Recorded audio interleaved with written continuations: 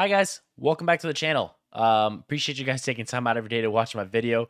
If you enjoyed the video today, guys, a like always goes a long way, and a sub always helps grow the channel further each and every day. So appreciate both those things, guys. Hope you guys enjoyed the video. With that being said, today we're gonna be talking about a new MMO this year that's hit the scene. It's currently released in Korean servers, and it's expected to release globally at some point in 2024. That game we're talking about is Throne and Liberty. It's free to play. It's a brand new MMO. Like I said, it came out in December for Korean servers. So if you have access to Korean servers, you can actually play the game now. But at some point in 2024, it's gonna be coming out, and I am so excited. I have been playing a little bit, but a little bit about the game, just so you guys get a feedback of it. It's a new free-to-play MMO. It's designed in part by NC Soft and Amazon Games. If you guys have played New World or Lost Ark, you'll recognize that both of those games were made in part by Amazon Games, so it's a little familiar for you. Possibly, maybe the color or the art styles, as I do mention that at some point in the video here. Amazon seems to have a grasp kind of what they want to do with MMOs, and it's turning out nicely in my opinion, because Lost Ark and New World, I enjoyed both a decent amount. I New World a lot more than Lost Ark, because I just dived a lot of hours with friends into that game, and I think New World was a really good game, and I kind of like to see what they do with building up from the things they've learned from the other MMOs they've made. And I think the Throne and Liberty is a really good job of kind of gaining ideas of what they've learned from from Lost Ark and New World. So they've kind of meshed it together a little bit and made a pretty good MMO with Throne and Liberty. So Throne and Liberty might hit the itch for a lot of you who have been waiting for a new MMO to dive in and spend ungodly hours, sink those just late nights, overnights into the game and leveling up your character. And Throne and Liberty might be that game for you. So I definitely would keep a close eye on this game. And if you're waiting for it to release globally, get excited, because this might be the right game for you. I've played so far a few hours. I've leveled my character up to level 10. I want to talk about some of the mechanics and some of the things that make the game stand out for me personally. Obviously, level 10, I played about, I'd say, 4 to 5 hours so far. And obviously, I expect leveling to slow down as I level up more, just kind of like any MMO I've played. But in terms of the first few levels I've had a chance to play, I'm going to kind of go over some of the things that stand out to me, because there's definitely a few things in here that we can talk about and get into. Even though I haven't played the game that much, I think I can give some idea of the game, and maybe you guys can see on screen now what the game looks like and stuff like that. Like I said, I've only played it for a few hours, and we've gotten to level 10, so we'll go from there. This is, maybe take it with a grain of salt, but I do think I kind of got a base understanding of what to expect from it. So I plan on making a follow-up video once we get a few more hours into the game, but make sure you stay subbed to the channel so you don't miss that video when it comes out. Also, you can catch me over live on Twitch, because I'll be streaming the game. I have access to Korean servers, so I'll be streaming the game live. So if you want to kind of get feedback from me and watching me play it, and maybe get some ideas of what to expect, you can definitely catch me streaming it live. I'll be streaming it a lot this week and over the next few weeks, so make sure you drop a follow over there. But with all that being said, the first thing that caught my attention when loading into the game immediately was the just the visuals, the graphics. When I turned into it on YouTube and watched some streams on it, the visuals automatically just gravitated and pulled towards me. They look gorgeous, and they do not disappoint. From the minute you load in the game, the immersion you get from it, it just blows me away. The landscape, the overall colors of the game just feel so warm and inviting. I always think that great graphics leads directly with immersion. That's me personally. I definitely think a game with good graphics definitely will take, maybe give it a little bit bump, even if the mechanics might be slightly worse than a different game that has pretty bad graphics. I know, mechanics are really important and gameplay is really important, but I also think graphics go a long way as far as keeping people immersed into the game, and that's really big for player count, retention, and, the overall health of the game. So, the graphics are, in my opinion, upgraded, like an upgraded take on New World graphics. If you played New World, you kind of know what that means. But just that realistic tune to it, but it also has a very fantasy-like aspect to it. So you kind of get a nice mix of those two things. But it's kind of, if you see my stream, you kind of maybe get an idea for that now. But it's a really good job, and they do a really good job of making it look really immersive, and it is just visually appealing to the eyes. Like you can play it on epic, high, medium, and all three of those. Even low. Low just kind of changes the lighting a lot, but medium, high, and epic make the game look beautiful. So it definitely, if you're gonna play it, I recommend one of those three settings. If your PC can handle it, obviously low is fine, but those three make the game just absolutely pop and look beautiful. You can take you can just see it from watching streams, like I said, but when you play it, that adds to the immersion level, and that I love. Moving on from the graphics, though, another thing was the combat. The combats received a massive overhaul from the game when the game was in beta and it released to the public. Previously, it was a stand-in-place combat system that they had, where melee characters would stand fighting each other in kind of like a face-off and stand still. It did not flow at all. You were standing still and you were just going melee back and forth. And if you want to stop fighting, you could just walk away, which kind of broke the combat system a lot because you would have to chase somebody until they stopped walking in order to get back into combat with them. There was no flow and feel to it. You were just in a stare off with that other person.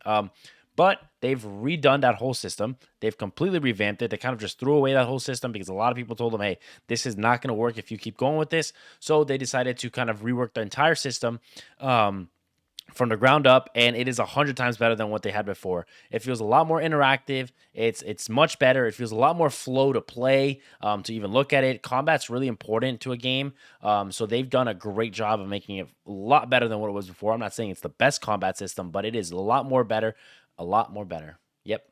But it's way better because there's a lot more flow to it. There's a lot more just baseline other MMO combat systems. Kind of, they took inspiration from other games, but as you can tell, it's just a lot more flowing, a lot better than the original one. If you even saw the original one when it was very slow paced and just very awkward because characters, you would kind of like just take your hand off the keyboard and you could just stand there. You would just spam abilities and just stand there. So it's nice to see that they've redone that. It's really effective now. I mean, from range abilities to standing still abilities to even when you're moving a bit, when you're moving and trying slashing and dashing, the standing still abilities are kind of like the abilities you have to charge up, which makes sense. You have to stand still.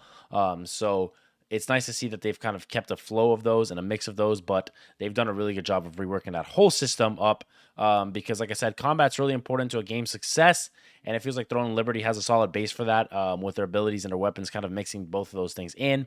So combat, really good so far. Obviously, I will let you know as I progress more. In that follow-up video, I'll kind of come back to it. Hopefully, it's still really good, and this will be my opinion on it a few weeks from now or a few days from now, whenever that video comes out. So far, combat really solid. Definitely, I would say like a 8.5, maybe 8 out of 10, in my opinion. So that's where I like it.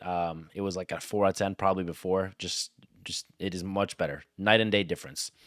So moving on, something that I really think is really important is gear and inventory management. What I mean by that, being able to upgrade gear or find essentially the resources to upgrade that gear gives a lot more depth to me personally, besides just grinding XP from quest to quest. I think that having an abundance of, a mix, should I say, not an abundance, a mix of, questing and then going out to find resources and tracking stuff down is really imperative for an MMO to not, lock in on those things, because you don't want to get locked in at just doing one repetitive type of thing, which is just grinding XP for quests, which is totally fine if you just enjoy doing that. I just personally like adding more depth and more features to the game without overbloating it. And I think they do a really good job of that, which is nice. So far, I've, found an abundance of resources for the uncommon gear I have.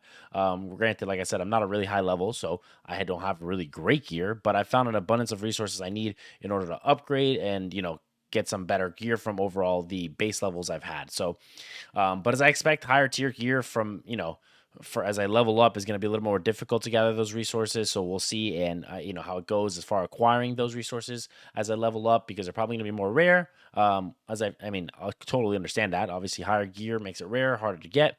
You don't want everybody running around in the best gear. So having those mechanics in the game is always really important for me, because I love going out and farming for things, and it adds a lot more to it for me personally. I love farming, and that's, everybody likes their own type of thing. I like PvP as well. I love PvP, but I also like farming gear to get better in PvP. So having a nice branch in between the two is a really important thing. The neat thing is each resource you get and like each thing you get in your inventory, you can actually click into it in your inventory, and it kind of gives you a drop down menu, and it gives you a tab that's called how to acquire it. and it actually shows you. It's really cool. It shows you where you can go look for this item and what you can do if it's maybe somewhere you got to go kill a mob or a quest you got to complete, or something you need to do in order to get this, because this keeps you in the game. It's really nice to see this because a lot of other MMOs, you have to use third-party sites and, kind of get the answers from there, for what you may need, in order to in order to like get certain resources. But like this, you can actually just stay in game and stay immersed with it, because you can actually figure out the game answers your questions for you as far as, hey, where can I find some more uncommon gems or uncommon of the, it's like the upgrade powder, it's like this dust that you need, and it'll tell you what you can kill or what you need to kill in the mobs, and where these mobs are located. So you can click into it and it adds a lot of detail as far as what you need to do. So it keeps you immersed, and it's a really, really neat feature, really good quality of life feature, I think, that other games should really implement. So that's what I like about it. I'm a big inventory guy, so I've played a lot of inventory management games, Rust, Tarkov, stuff like that, and it's really important to me. I think it adds a lot more to it when you can go farming for resources. So that's my opinion on it. A lot of people may not like inventory management and may not like that. They just want to grind, get the drops from the best gear, and then go from there. But and each their own. Everybody has their own way of playing MMOs. That's what makes them amazing. And I definitely think everybody's playstyle should be respected. But I love the ability that each playstyle gets some love. That's the biggest thing. Is everybody wants, and you don't want one side to get more love and more attention than one side, because everybody wants to enjoy the game their way. And it's a really good job of, I think, making sure everybody gets that ability with their own liberty. So another thing I have noticed, is you can actually melt your old gear into the new gear. Kind of like helps level it up. It gives it, so if your like uncommon gear is like level 0 and you have like level 3 common gear, you can actually transfer that into it, kind of like smelt it and melt it into the uncommon gear, and you'll kind of it'll advance it to, for example, like level 1. It'll transfer the ability, not the abilities, but it'll transfer like kind of the experience that was attached to that uncommon gear and smelt it into the uncommon gear. But it also gives you the ability to just, a lot of gear and a lot of MMOs, you kind of just, if you stack it, you're not using it anymore, you sell it or you put it in the auction house, something like that, right? This gives you the ability, if you have old gear and you level it up and you spend resources on it, instead of selling it, you can just transfer it into your new gear and automatically boost that gear. It's a really cool mechanic. You can see it in play here, and I think it's really well implemented so far, at least in the early stage. At my level, I think it's really cool. When you get into the game, one of the base tutorials, it teaches you about this, and it's really cool as far as the way they implement that. So the big thing, maybe people look at this really negatively, but I'll try and spin it and make it look optimistic, is monetization. The game does have it, yet I still have found a need to even go into the store. I am level 10, I've played 4 hours, and I haven't opened up the store once. Like a lot of Korean MMOs, there's always a pay-to-win element with it. A lot of them have that element to it, but with their own liberty, while there is a hints of that, you can definitely spend money and buy premium currency that you can buy certain items in the game with. There's a lot more content in the game, and a lot of ways and ability to earn premium currency without even spending $1 in a free-to-play game. What I mean by that is, the way it works is, for example, in the auction house, let's say you find this really rare piece of gear. You can actually, if you, instead of, for example, like you spend pay to win, you spend money and you just want that gear so you can be leveled up. But if you want to get some premium currency on your account and you're a free-to-play player, if you find that gear, you can actually just put it on the auction house, and people will buy it with that premium currency. And it's kind of, it's an ecosystem, it's a market, and you'll be building up your own premium currency, because it also has a premium currency and it also has the gold. So you'll have two currencies. Obviously, gold is the free-to-play currency you can get from just doing quests and just dailies and you'll find around the world, right? So that's your everyday currency. The premium one is the one you use to buy certain specific types of gear, that people can, you claim pay to win. But there's a lot of guilds out there that are free to play, and you can enjoy this game, from what I've seen, free to play entirely, and it doesn't affect you're not getting affected at all from the pay to win elements in it. And obviously, there's always going to be people that are wanting to spend money in the game to get an advantage on it, and everybody, to each their own. I'm not going to judge one way or another. I personally prefer the free way of playing it. I don't want to spend $1, because I've read a bunch, I've seen that a bunch of free to play players can enjoy this game, and I will definitely be going the long way of achieving that premium currency, of doing it the free way and getting it buy items and then selling them in the auction house. So that's so far what I've seen, is the pay to win element is there, but in terms of kind of the way it works is your ability to buy higher tier gear, which costs premium currency on the auction house, and you can just spend, swipe your credit card for that if you really want to. It's definitely there, but there are, like I said, it's not to harp on it, because I think there is more than enough ways to, one, make that currency, two, get good gear, and three, just keep up with people who spend money in the game. I think people who spend money in the game are just trying to kind of cut time down, or what it may not be, or just trying to overpower people by spending money. But I think it's more satisfying by finding that gear and making that money through the game the free to play way. So to each their own. I just want to mention that because I feel like it's the right thing to mention. But I do think that it is, a lot of people tend to harp on pay to win, but it is not going to be a factor, in my opinion, so far, to drown out the player base, the free to play player base, because some of the top guilds, I think the actual top PvP guild right now is a free to play guild. So that kind of adds into your the fact that you don't have to be a pay to win. You don't have to be a pay to win player to be able to have success in PvP and PvE and questing and stuff like that. So that I wanted to mention the monetization because it's obviously in part important with that. But I really think it's really nice to know that you don't need to even worry about it if you don't want to even look at your credit card and adding it to the game. So that's the monetization. Moving on, the guild system seems to be very important. There's a few quests so far that directly involve the guild, like main quest lines that kind of try and push you to joining a guild and partaking in guild events. So my next goal right now in the game is kind of find a free to play guild and see how it goes connecting with others.